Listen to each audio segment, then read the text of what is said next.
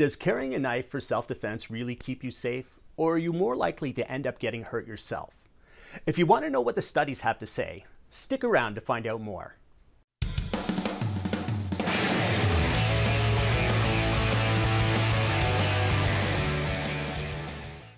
Hey everyone, I'm Rob Veltman. Today I wanted to circle back to one of my earlier videos, Canadian knife laws. Should you carry one for self-defense?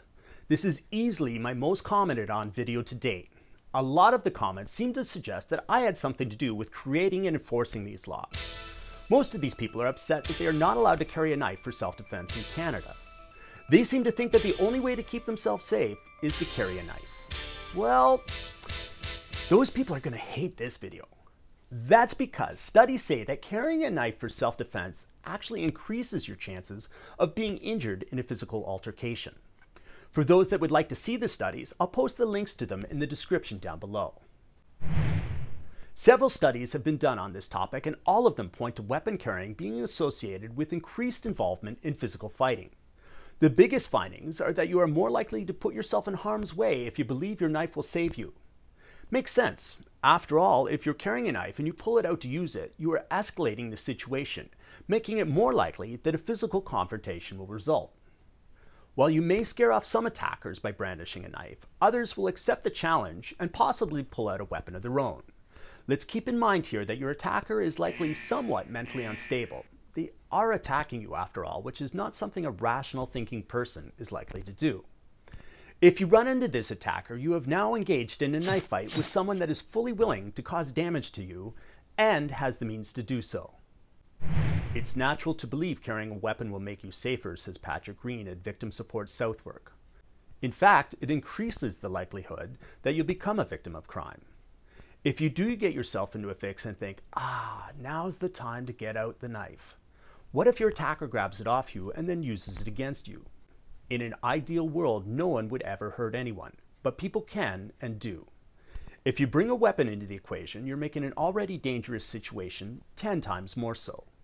If the situation turns against you, wouldn't you rather be beaten up than stabbed or shot? Okay, so he did take some liberties here. Statistics say you are about twice as likely to be hurt, not 10 times. Although the severity of the injury is likely to be much greater. Maybe he's using that as a 5 times multiplier. A study by the University of Edinburgh, gang membership and knife carrying, findings from the Edinburgh study of youth transition and crime found that for some young people, particularly males, knife carrying is an integral part of a risky lifestyle that involves engaging in violent and non-violent offending, associating with delinquent peers and dabbling in the murky world of drugs, all of which are likely to be responsible for increasing the risk of criminal victimization. Knife carriers appear to be a highly vulnerable and at-risk group for whom carrying a knife is a rational choice based on the fear of experiencing violent victimization. Educational strategies that demonstrate the dangers and risks of carrying weapons, but also of making available resources and services aimed at helping and supporting very vulnerable young people who live in regular fear of persecution, might be beneficial in tackling this form of behavior. In this study, a range of variables intended to explore the experience of knife carriers as vulnerable or at risk was explored. The findings indicate that knife carriers were significantly more likely to be victims of crime and to experience greater frequency of victimization compared to non-knife carriers. In fact, knife carriers were subject to almost twice as many incidents of victimization as a non-knife carrier. A push by an English organization, Knife Free, is trying to encourage teens not to carry knives. Here is Ben's story on why he no longer carries a knife. When I was growing up, my best friend did die from being stabbed. It changed my perspective of what the actual world was about. And that is when I started carrying a knife for protection. One day, I did get into an incident when I had my knife. All I remember is falling to the ground from being stabbed. My whole life is flashed before my eyes. I remember laying there with my girlfriend, holding my hand, thinking, there's so many things I've not done, I've not achieved. And that's when I realised I don't need to carry a knife. What helped me out a lot was biking. Riding a bike, all my troubles just disappear. It's a whole new chapter in the book for me.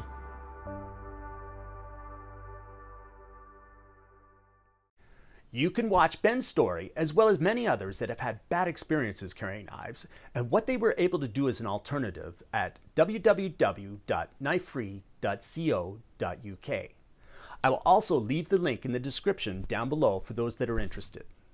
And finally, there was a study done by Dr. Richard Lowry. According to Dr. Lowry, 1 out of 30 adolescents reported receiving medical care for fight-related injuries.